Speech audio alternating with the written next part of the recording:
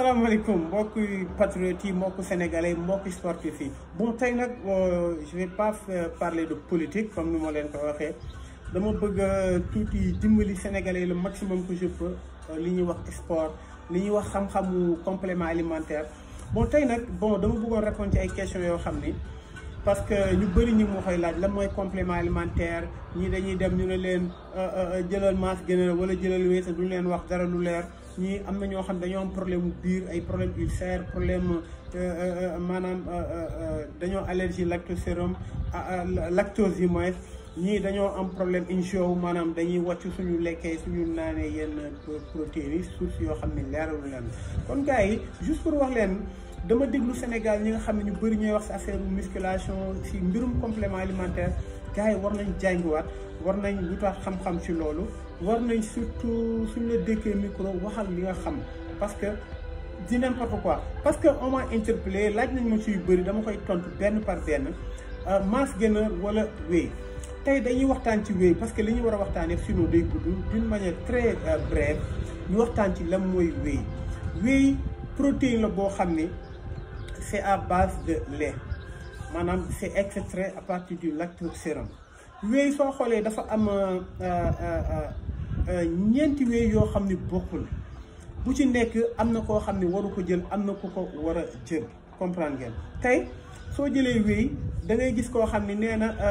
dama seetaan télé sax ma seetaan benn moniteur bon bëgguma wax tuut parce que bëgguma tooñ mu ne whey isolate mooy isoler muscle yi moo tax isolate bi mais c'est archi faux les gars c'est pas comme ça whey dafa am ñeenti whey ok da ngay jël whey isolate whey concentré whey hydrolysé ak whey native soo jëlee whey isolate c'est issu du lait mais procédé bi dafa wute ak beneen whey bu nekk bokkul ak ni ñu ko defee par exemple soo jëlee whey isolate nga jël ak whey concentré whey isolate moo gën a pur c'est moins de teneur en lipides et glucides maanaam whey isolate soo ko jëlee bi ñu jëlee ko ci petit lait ba pare si lactosérum bi dañ ko maanaam dañ def filtration à froid maanaam dañoo jël li nga xam ne moo bon yëpp ci kii bi ñu génn ko garder daanaka protéine bi kese ñi nga xam ni dañoo am intolérance lactose whey isolate dafa baax ci ñoom parce que whey boo xam ne dafa pur la parce que y a moins de résidus loolu mooy whey isolate bi soo ko déggee mooy dañoo isoler les résidus yi nga xam ne yëpp baaxul ci biir yi nga xam ne mun na indi ay trouble gastrique loolu lay whey isolate parce que whey isolate soo xoolee am na sur taux de protéine am na plus de 80% de protéines c'est-à-dire que 20% yi nga yi ci des yëpp dañoo maanaam ay sels minéraux yu ndaw la yoo xam ne mais dañoo def le tout pour évacuer ñu isoler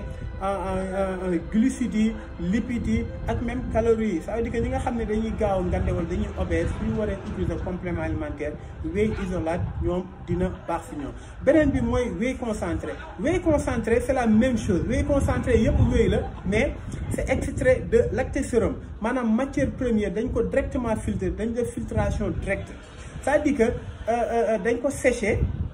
ba pare ñu réduire ko en poudre léegi soo xoolee whey concentré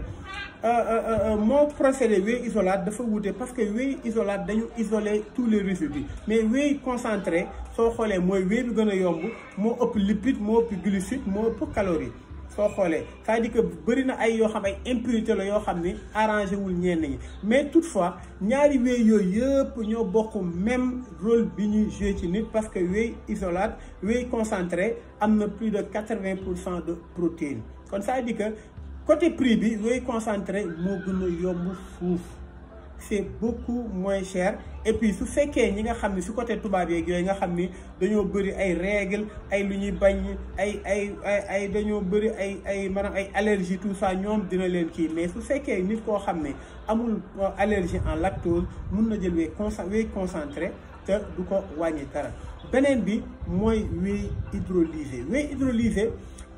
c'est la forme de whey boo xam ni moo gën a efficace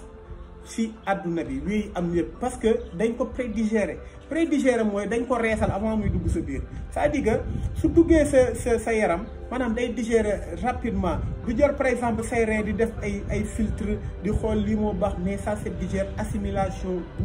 extraordinaire la wéy hydrolysé moo gën ci wéy yi soo xoolee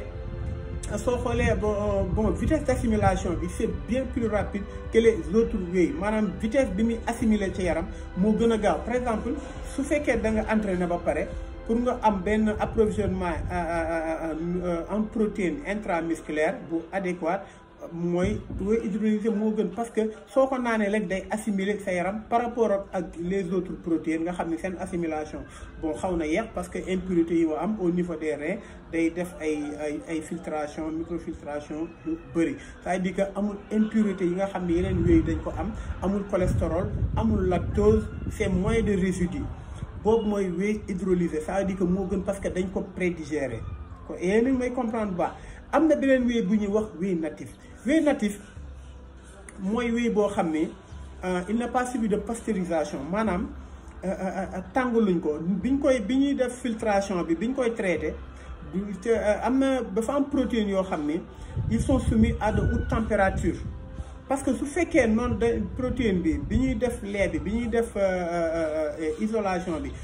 dañ ko jël par exemple haute température lañ ko defee maanaam ndox mu tàng jël maanaam day protéine bi day subir une disséction trop violente maanaam yu bëri composants yi bëri ci protéine bi da koy perte moo tax assimilation bi di gën a yeex mooy wéy natif kon dañ ko defar à froid maanaam li ñu jëlee meew bi noonu lañ ko jëlee à froid maanaam defuñu ko par ndox mu tàng jër pour ñu parce que foog nga def ko à haute température pour nga isoler la partie liquide de la partie solide comprendre nga loolu mooy wéy natif maanaam naturellement lañ ko defee c'est-à-dire que day dafa conserver le profil des acides aminés naturels et puis c'est le profil original boobu nañ ko kii maanaam amul lenn loo xam ne perte na ko durant traitement bi ñu ko doon defee maanaam bi ñu ko isolation bi ñu doon def pour am par exemple le poudre amul lenn lu mu perdre dafa conserver tous ces minéraux et tous ces bienfaits intacts beneen bi mooy caséine li sax ma boole ko ci dafa jege wéy parce que soo xoolee caséine su fekkee dañoo def da nga jël le lait c'est la partie solide du lait loolu mooy caséine li tax mu baax maanaam dafa nekk une protéine à digestion lente caséine maanaam mooy protéine boo xam ne doo ko naan rek mu assimilé ça veut dire que nànk lay dugg sa yaram nànk ça veut dire que caséine mooy protéine boo xam ni nga xam ne comme ñun suñu genre yi nga xam ne Sénégal da ngay ndékki añ wala nga añ soog a reer bu day gudd pot mun nga jël caséine en collation parce que assimilation bu lent la nànk la ko sa yaram di jëlee weeru koor caséine dama koy conseiller ñëpp mun nañ ko di jël et c'est excellent parce que bi nga xëddee bi ngay ndogoo da lay approvisionné wu si côté protéine wala yenn minéraux yëpp yi nga xam ni soxla nga ko kon gars yi mi ngi noonu gars yi il raconte du tout et de n'importe quoi concernant les compléments alimentaires kon wéy mi ngi noonu wéy isolate moo am isolate mooy wéy boo xam ne à base de lait procédé bi lii la dañoo isoler tous les impuretés maanaam résidus yi yëpp dañ ko dindi maanaam mooy wéy boo xam ne c'est pur isolate nekk 80% de protéines la am 20% yeneen minéraux yi beneen bi mooy wéy concentré niñ ko procédure bi moo gën a xaw a yomb parce que franchement dafa dépensé wuñ ci lu bëri parce que lii tax wéy di gën a cherante mooy maanaam procédure bi ñuy extraire maanaam bi génnewuñu lipides yi glucides ak maanaam nu mu tuddati additifs yi colorants yi émulsifiants yi dindiwuñ ko mu doon yoo xam ne am na nit yu bëri surtout tubaab yoo xam ni baaxul si ñoom mais ñun africain franchement bon sans faire de stigmatisation ñun africain affaire bi garaawul si ñun mun nañ utiliser whey concentré su fekkee amuñu allergie bi comme whey isolate whey hydrolysé mooy forme whey bi gën parce que c'est prédigéré soo ko jëlee rek digéré na soo ko jëlee rek da ngay am approvisionnement intramusculaire immédiat am whey natif bi nga xam ni il n'a pas subi une pasteurisation parce que il n'a pas subi de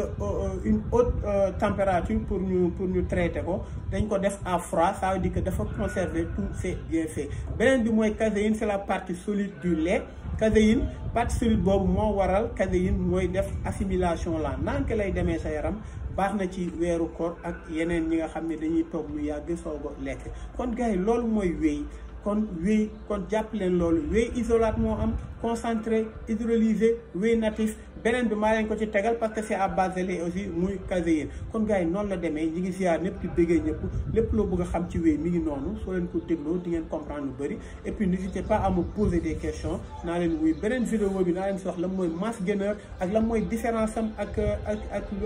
whey ak lan mooy bienfait am ci nit, lan mooy composant yi. gars yi ñi ngi ziar ñëpp di bëggee ñëpp. Wassalam, c'est le coach Jim Ndiaye. N'hésitez pas à vous abonner sur la chaîne et puis pour mën a am yenn vidéo ak notification yi nga xam ni ñu ngi koy am pour def yeneen jàngat ci lépp loo xam mooy sport.